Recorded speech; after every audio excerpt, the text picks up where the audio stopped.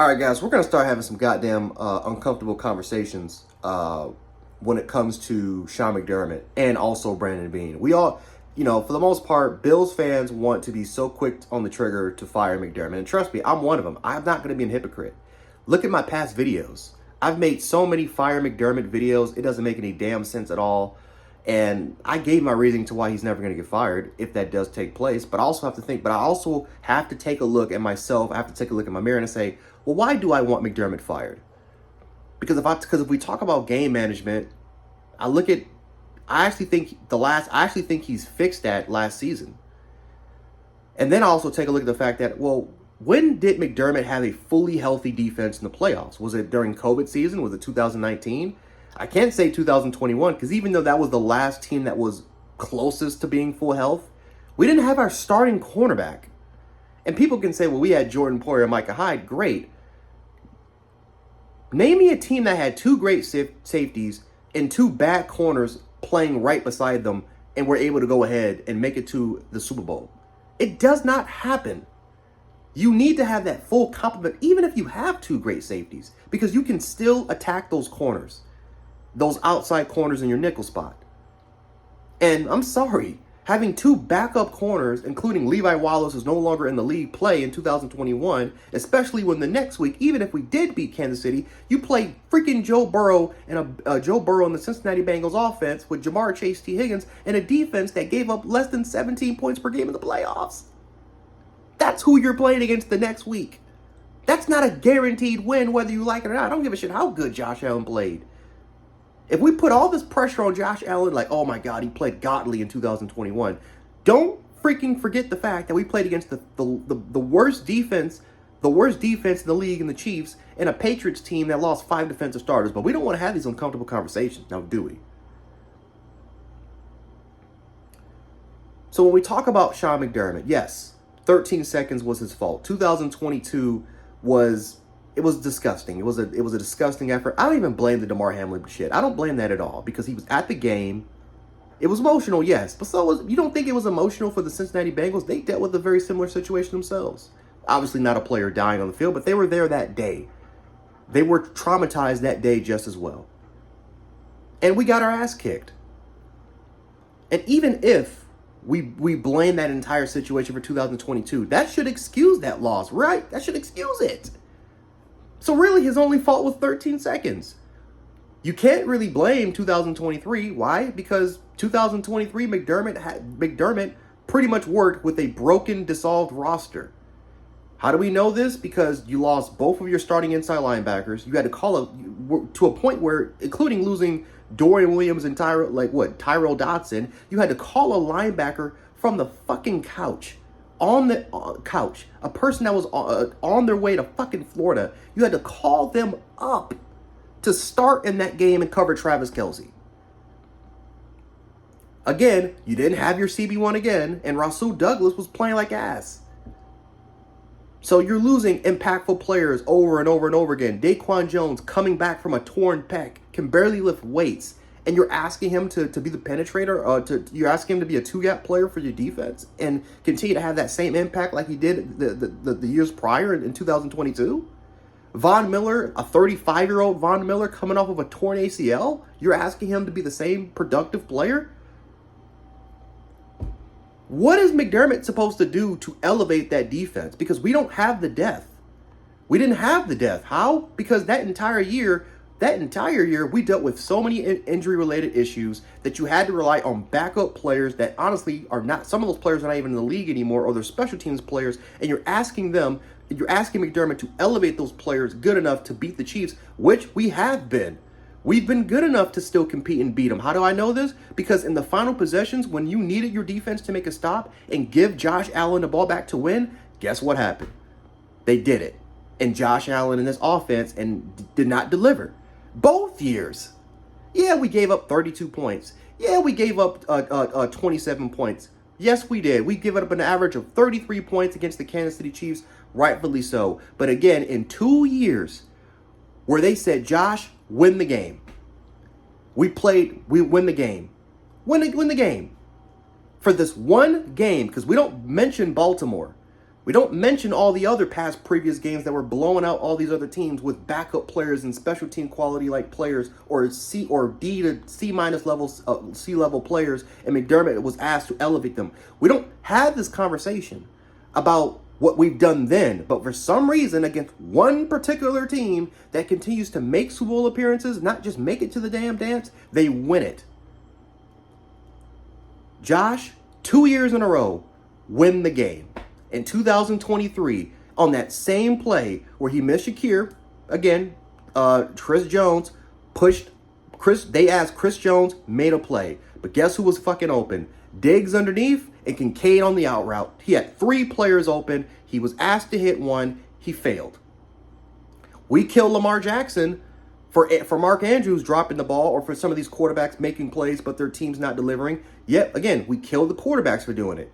Yet, for some reason, Bills fans, when it comes to Josh Allen, we never do that with him. We never do that with him. In 2020, again, he played way better in 2023 than he did in 2024. He was fucking shaky in the first half. Missed wide open Curtis Samuel on a drag route with an open blade, with literally an open blade of grass. He would have took it to the damn house. We don't have that conversation. We don't talk about a lot of the conversations we had about, and some of the missed throws, including the 3 dropped interceptions, that Chiefs defenders have. We never had these uncomfortable conversations with Josh Allen because he played really well against the Chiefs. But again, 2 years in a row, he was asked to win the game.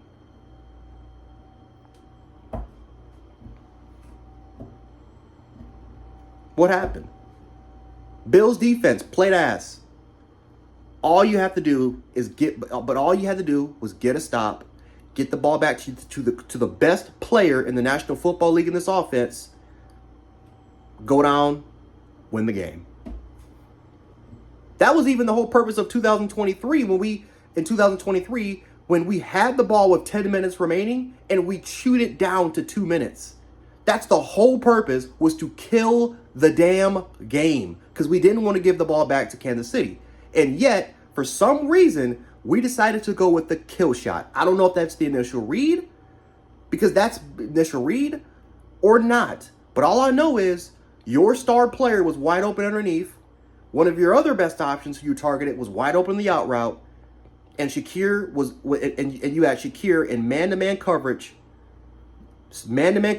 open down the seam because the safety came down and Josh saw that read and he went towards it. He had 3 guys to go. The game plan was to kill the clock and don't give Kansas City the ball back. So was Khalil Shakir the initial read, or was that a decision that Josh made? Which, again, I'm not going to fault Josh for making that decision. But at the same time, we fault McDermott and kill him so many damn times for giving up the points, but yet we don't kill Josh Allen for not making the plays necessary. Why is that? You see, we give so much blame to Sean McDermott, and because he's had all these losses, that we are so damn quick to move on from him. Yet they don't have that same energy with Josh Allen. They don't have that same energy with Brandon Beane. And yeah, we're going to have this damn conversation, damn near 9 minutes in. We're going to have this uncomfortable conversation. Because isn't that the general manager's fault? The general manager should give McDermott the best talent available to work with. And I'll ask you, have these defenses that we've had, are they really championship level defense? Answer the damn question. Like, think about this question and answer it honestly. Don't use emotion.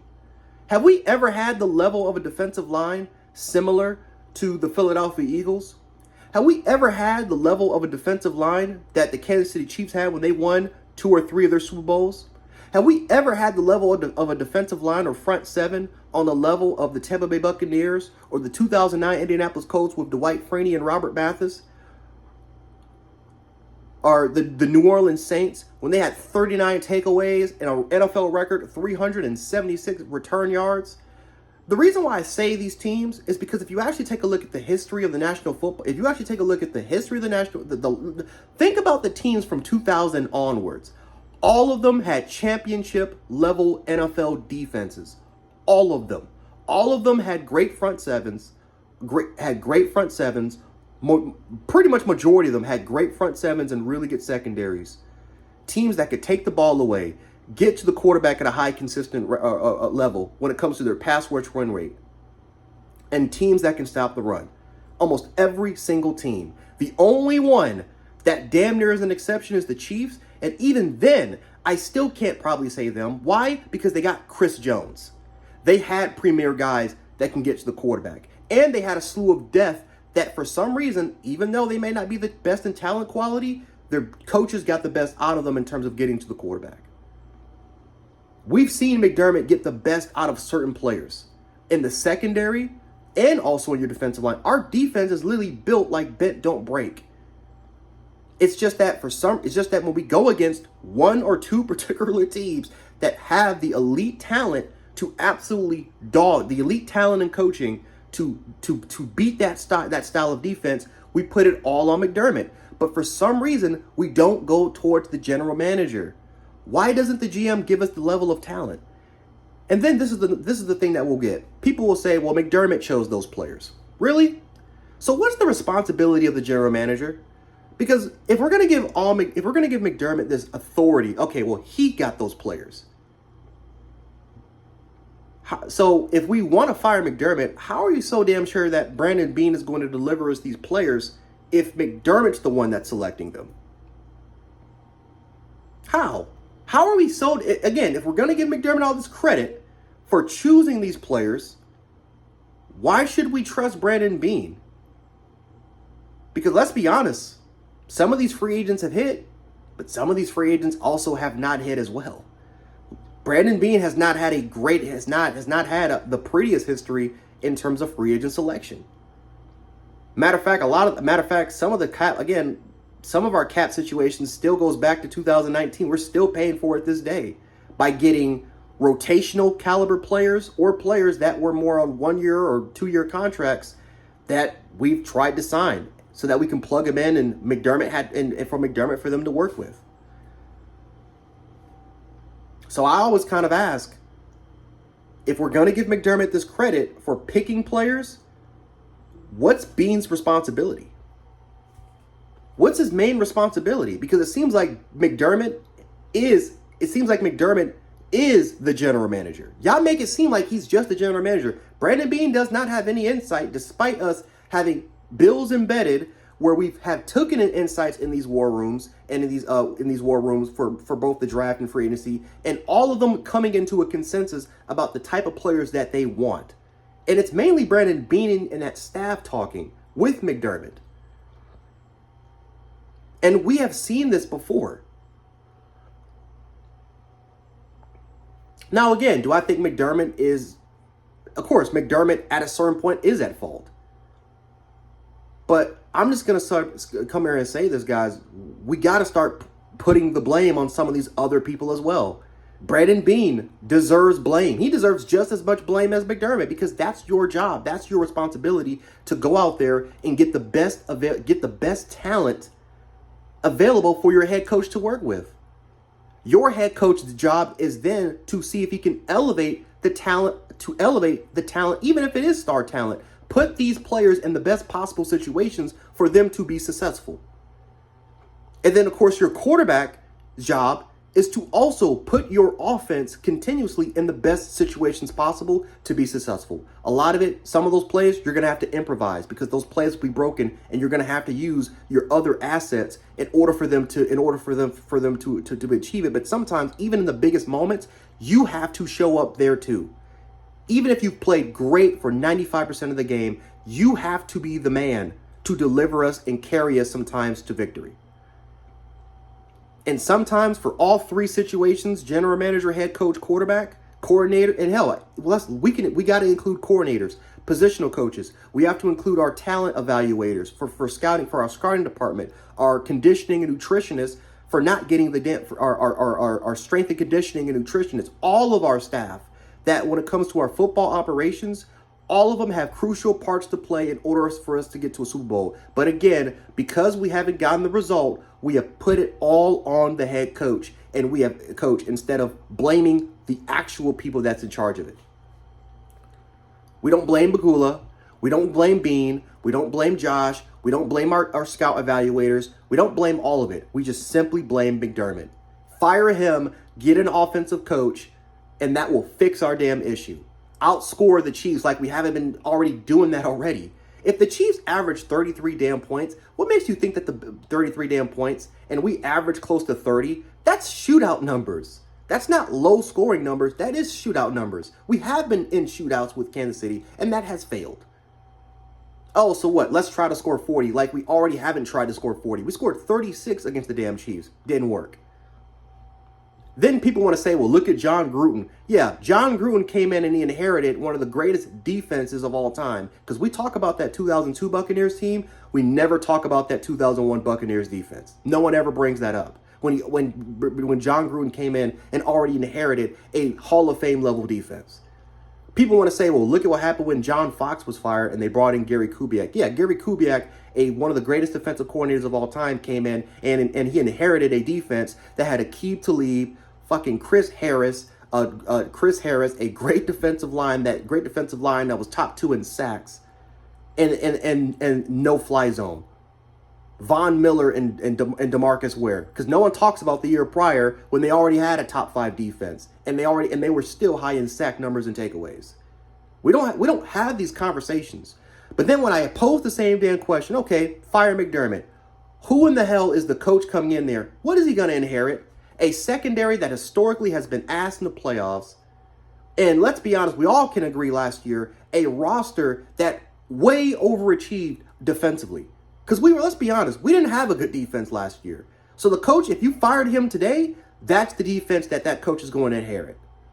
And unless it's Jim Harbaugh or you're bringing in another team builder, that coach that you're going to hire, let's say it's Joe Brady, we have to see you're going to do the thing though. You're going to do the thing. Can you elevate this team, this offense, and this already poor roster defensively wise? You're going to have to inherit that and see if you can make it a lot better. Can you get that defense and make them high in sacks? Can you get that defense and make them continue to make them high in takeaways? Can you elevate CB2, linebacker play, safety play? Because remember, what makes you think that Babbage won't go if Babbage won't go or Cromer won't go? The coaches, the positional coaches that we all love. What makes you think that they won't go with Sean McDermott because he will be hired immediately? What makes you think that the positional coaches, the talent evaluators, won't go with him? We're basically damn near in a reset if McDermott goes. And again, before we leave today, I'm going to pose this question. If McDermott was responsible for the players that we have now, what makes you so damn confident that Beane will have the right selections?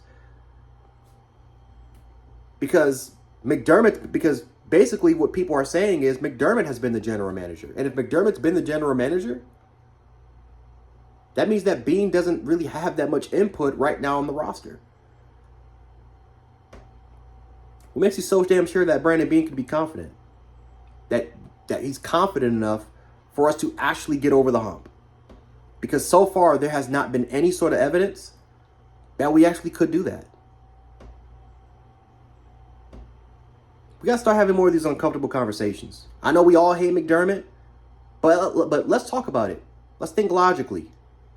Because the reason why what motivated me to make this video was the fact that Bills fans simply couldn't answer these questions and continue to make excuses.